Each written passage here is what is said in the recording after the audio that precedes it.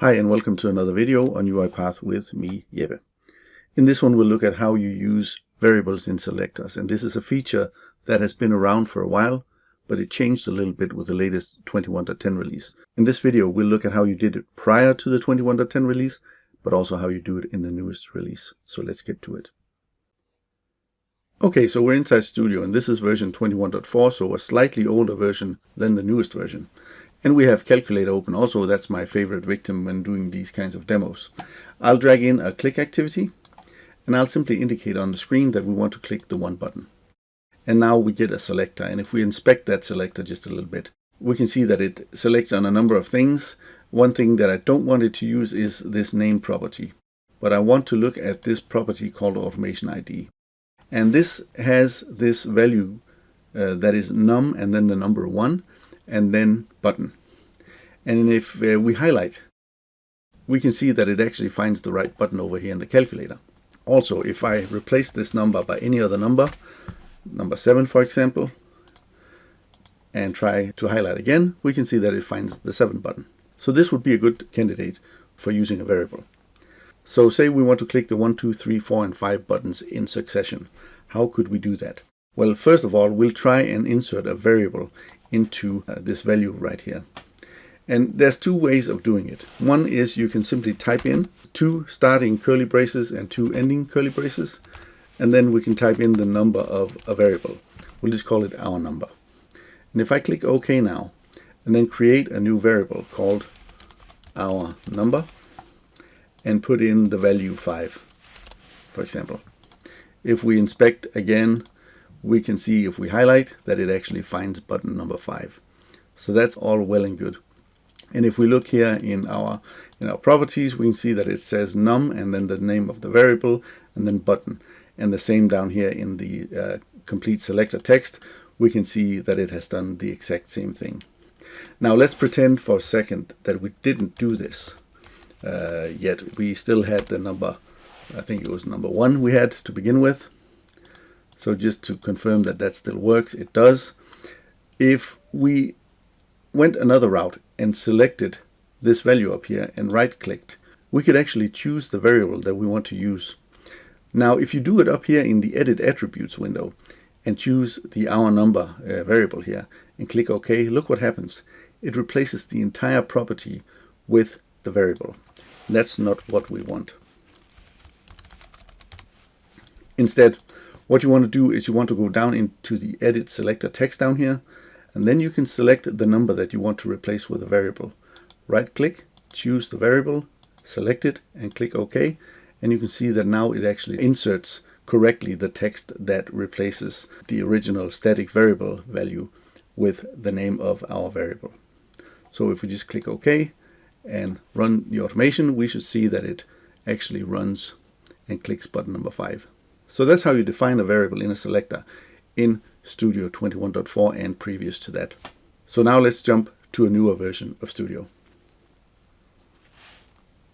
Okay, so we're back inside Studio and this is 21.10, the most recent release as of January 2022. And we'll build the exact same automation in here. So I'll go to my activities, I'll find the click activity. That didn't go well. There we go. And I'll indicate the one button as we did before. And now if we go into the selector again, we can see exactly the same thing that we saw previously. And also I'll just remember to disable this one property called name because that'll confuse everything. But we can see in the Automation ID property that we have this num and then the number 1 and then button. And that's what we want to vary on in this automation, just as in the last one. And we can also do it down here in the text window. And you'll notice that the font has changed a little bit from the previous version, but otherwise things are more or less the same. So what I'll do is I'll right-click down here, and instead of this pop-up menu with 4 different items, I just get the option to use a variable.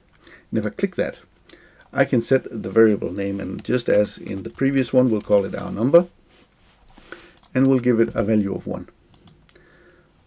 And we'll click OK. And if we inspect the variables window down here, we can see that we have a string variable called our number, and it has the value of 1. And I'll just quickly change this to a integer and change this to a numeric value. And if I then go to our selector up here, we should be able to see it validate, and it doesn't. And I'm pretty sure I know why, because I forgot to remove this part of the property name.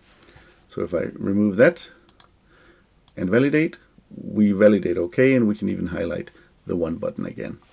So if we click here, we see that the curly braces and the text value that we typed in the 21.4 version of this exercise, we can see that we now get this little control.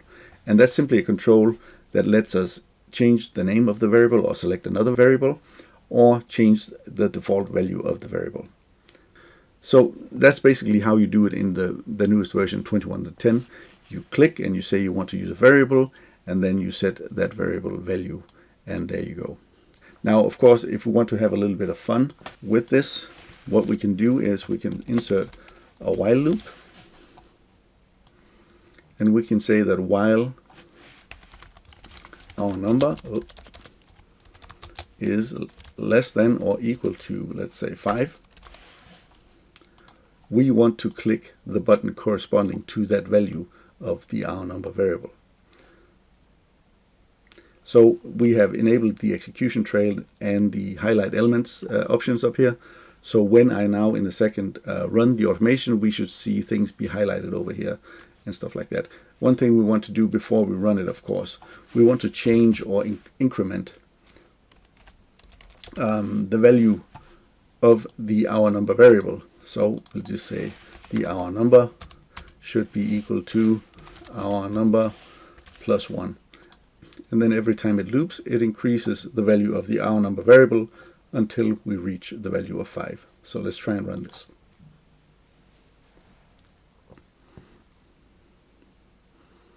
And we can see it highlights and clicks on the number 1 button, then the number 2 button, then the number 3 button, and let's see, number 4 as well, and finally number 5, after which we reach the maximum in the condition in our while loop, and the automation exits. And that's just a quick example of how you use a variable in a selector, and also how you build it in both version 21.4 and 21.10 of Studio. If you liked the video, don't forget to give it a thumbs up, and maybe subscribe to my channel if you haven't already. It really makes a really big difference to my channel if you do that. Also, don't forget to tell your friends and colleagues about the channel and share this video if you feel like it. So hopefully I'll see you in the next one. Take care and stay safe.